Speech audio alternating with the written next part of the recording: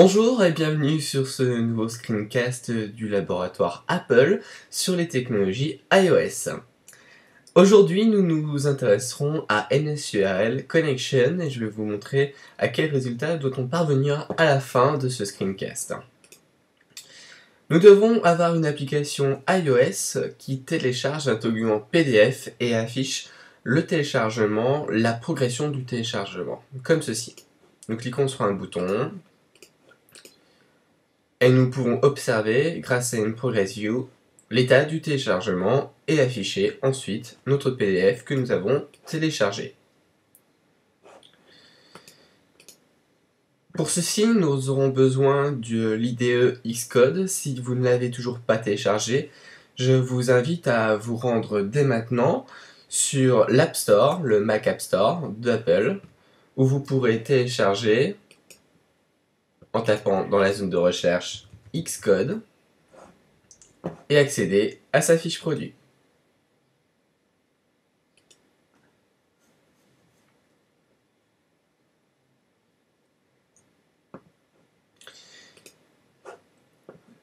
Une fois installé, lancez Xcode. Créez un nouveau projet. Choisissez dans la catégorie iOS Application, Single View Application.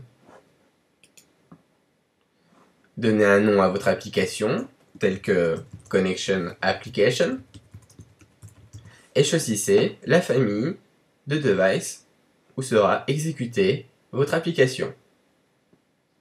Personnellement, je choisis iPad. Vous pouvez choisir iPhone. Cliquez sur Next et choisissez l'emplacement de sauvegarde de votre projet. Dans ce tutoriel, nous utiliserons l'emplacement du bureau. Créez le projet.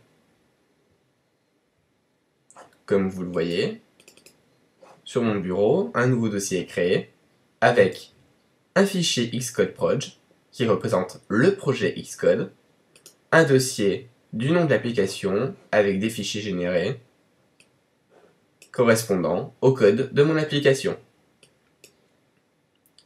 Comme vous le voyez, dans l'Explorer de gauche, Xcode a généré 5 fichiers. Le premier est le fichier Connection Application App Delegate Interface. Le second, l'implémentation de cette interface. Le troisième, Connection Application View Controller Interface. Et le quatrième, son implémentation, sans oublier Connection Application View Controller, la view.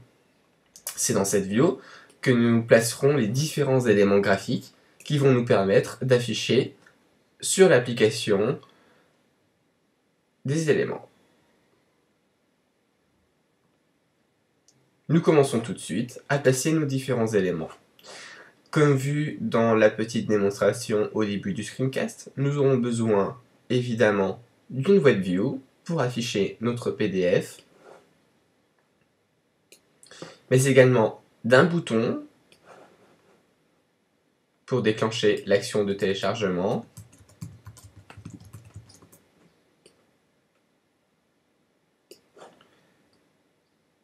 et puis une Progress View pour afficher l'avancement du téléchargement. Enregistrez, puis rendez-vous dans le fichier de l'interface de ViewController pour déclarer les IB-Outlet et IB-Action. Dans ce tutoriel, nous déclarerons les IB-Outlet et IB-Action à la main. Vous pouvez le faire, bien entendu, graphiquement grâce à Xcode. Pour déclarer une nouvelle propriété, Property Non-Atomic Retain IB-Outlet.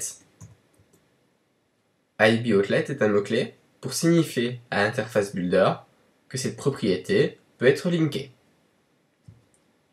Le premier IB-Outlet est la WebView, UI WebView. Donnez un nom à cet objet comme PDFView.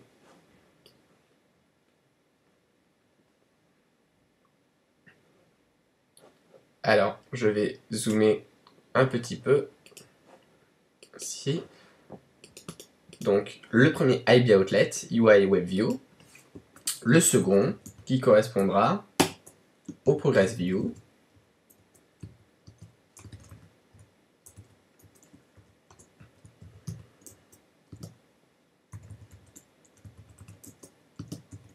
UI Progress View, Progress Download, le nom de l'objet, sans oublier l'IB Action que nous nommerons Download PDF.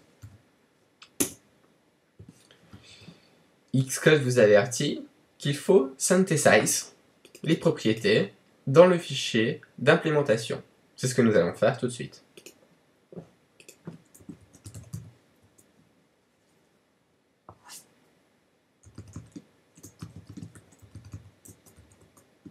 Sans oublier notre Progress Download. Et déclarer l'IB Action Progress Download.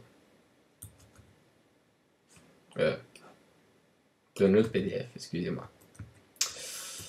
Voilà. Nous allons maintenant dans notre view pour linker ces différents éléments au code. Cliquez sur Files Owners et rendez-vous dans Inspector en cliquant sur ce volet. Puis, l'onglet Connexion Inspector. Comme vous pouvez le constater, nous avons différentes catégories comme Outlets et Receive Action. Reliez les différents outlets à nos éléments graphiques, ainsi, sans oublier l'action pour le bouton. Faites très attention de sélectionner Touch Up Inside pour le bouton.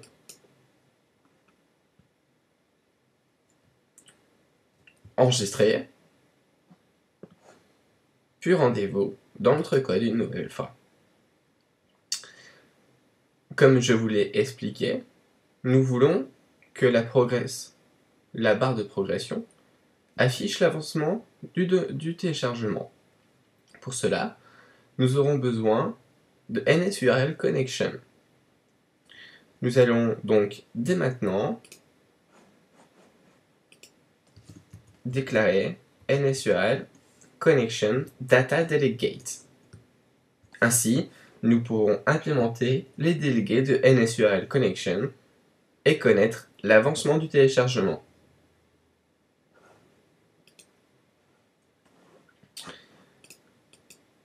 Dans la méthode DownloadPDF, créez un nouvel objet de type NSURL.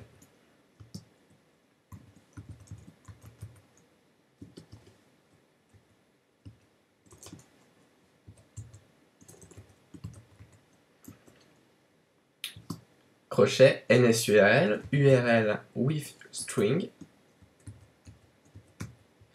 Et rendez-vous dès maintenant sur Google pour trouver un PDF à votre convenance. Faites attention à ce qu'il ne soit pas trop lourd.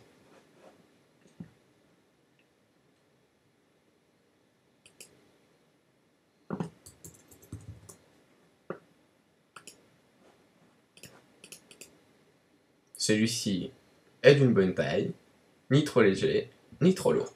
Nous l'utiliserons. Copiez cette URL entre les doubles cotes.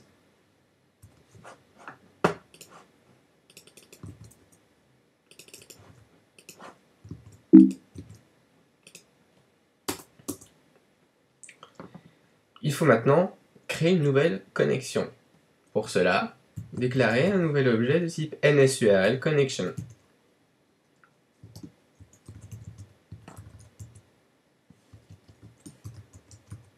NSURL Connection égale NSURL Connection, Connection with Request, NSURL Request, Request with URL, PDF URL, notre objet NSURL, delegate self. Pourquoi delegate self? Puisque nous voulons déléguer à notre view controller, où nous sommes actuellement, les délégués de NSURL connection.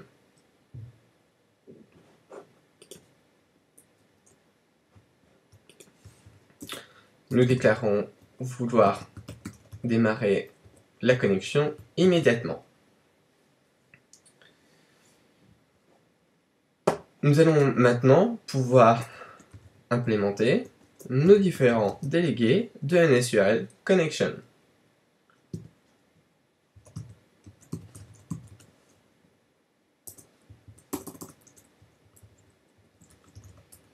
N'hésitez pas à insérer ce type de ligne pour faciliter la navigation dans votre code.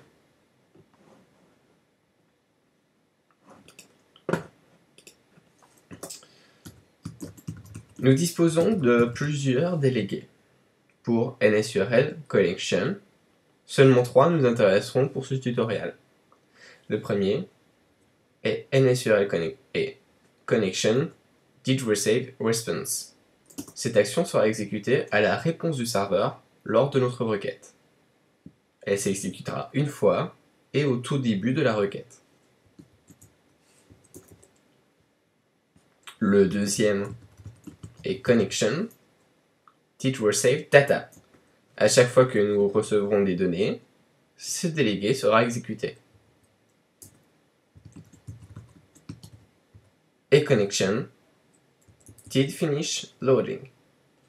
Cette méthode sera exécutée lors de la fin du téléchargement de notre fichier. C'est ici, par exemple, que nous afficherons notre fichier dans la WebView.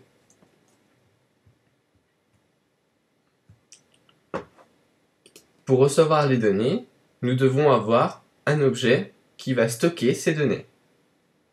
En effet, comme vous pouvez l'observer, à chaque fois que nous recevons des données, un objet de type NSData nous est envoyé. Ce sont des paquets de données.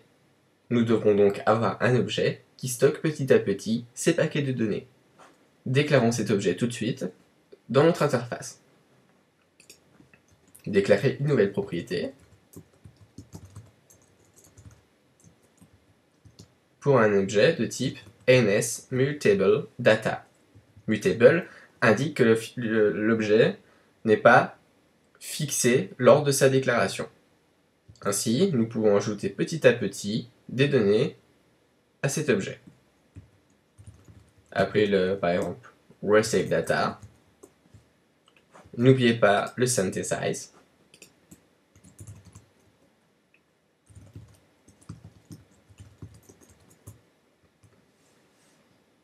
Et rendez-vous dans la méthode didResaveData.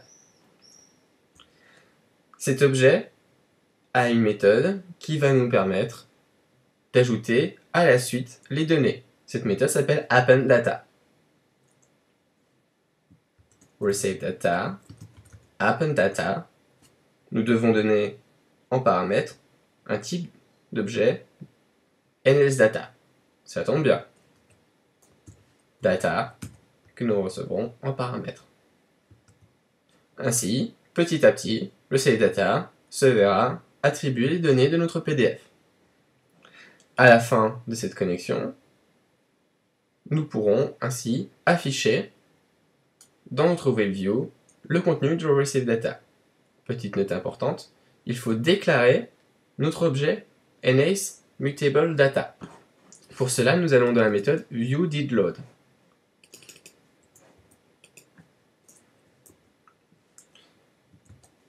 Ainsi,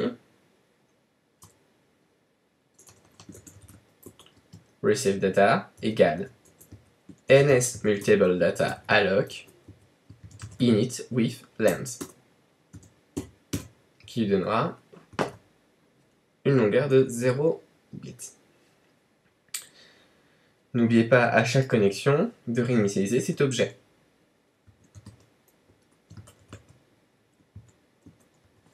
Ainsi, dans le délégué connection did finish loading, nous pouvons maintenant afficher notre donnée ResaveData. Pour cela, PDF view, load data, receive data,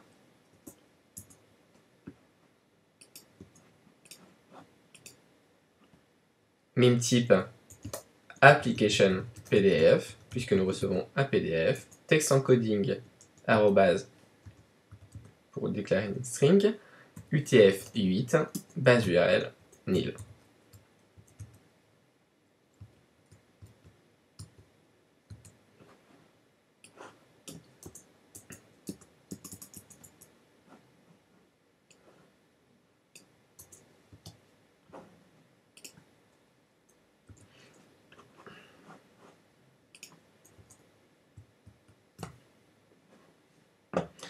Nous allons exécuter notre code dès maintenant.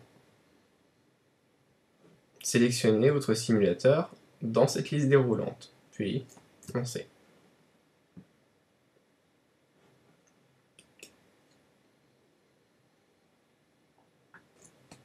Comme vous pouvez le voir, notre WebView affiche bien notre PDF. Malheureusement, aucune information sur le téléchargement n'est indiquée. Pour cela, nous allons maintenant nous intéresser à notre Progress View. Pour afficher un état d'avancement, la Progress View a besoin d'un paramètre entre 0 et 1. Nous devons donc faire une division pour connaître le pourcentage de téléchargement. Mais comment connaître la taille du fichier avant la fin de son téléchargement? Dans notre délégué de réponse à notre requête, nous avons en paramètre NSURLResponse, qui est un objet qui va nous permettre de connaître la réponse du serveur concernant notre requête. Affichons en console ce que le serveur nous renvoie. NSHTTP URL response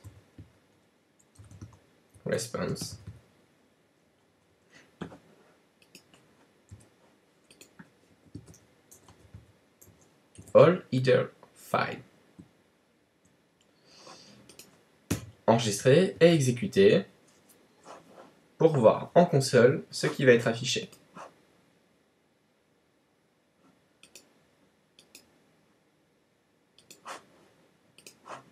Comme vous pouvez l'observer, en console, nous avons affiché les informations concernant notre requête.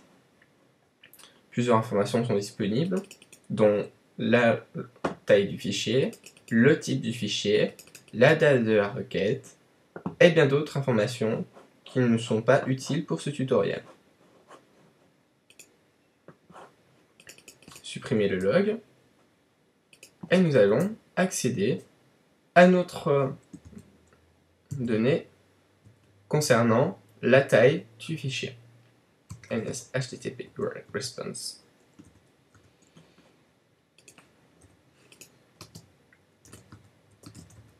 All header files. Object for key. La clé correspond content length.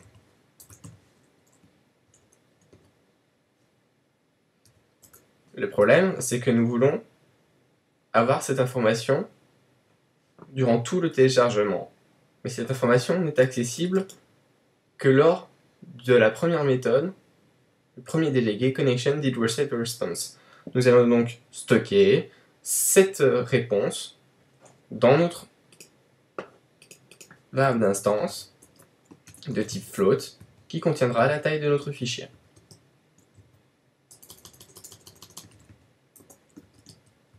Assign float length data.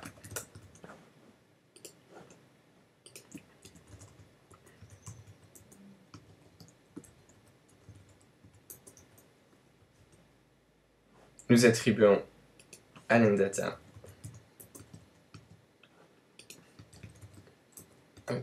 une valeur float.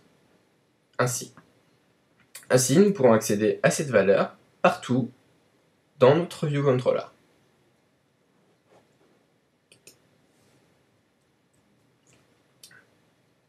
Notre pourcentage de téléchargement est une simple division mathématique. La division de ce que l'on téléchargé pour le moment, divisé par la taille totale du fichier. Pour attribuer à notre progress view une valeur de progression, il faut écrire progress.progress, et comme vous pouvez constater, notre progress view attend une valeur de type float. Vous pouvez constater que progress.download attend une valeur float. Nous devons récupérer ce que nous avons téléchargé pour le moment, resetData.length, divisé par notre valeur en attribut d'instance, en variable d'instance, excusez-moi, qui est data length data. Ainsi, testons dès maintenant notre application.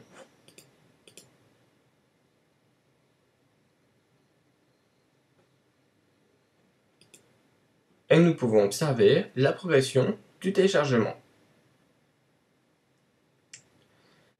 Je vous remercie d'avoir suivi ce tutoriel et à très bientôt pour un nouveau screencast du laboratoire Apple sur les technologies iOS.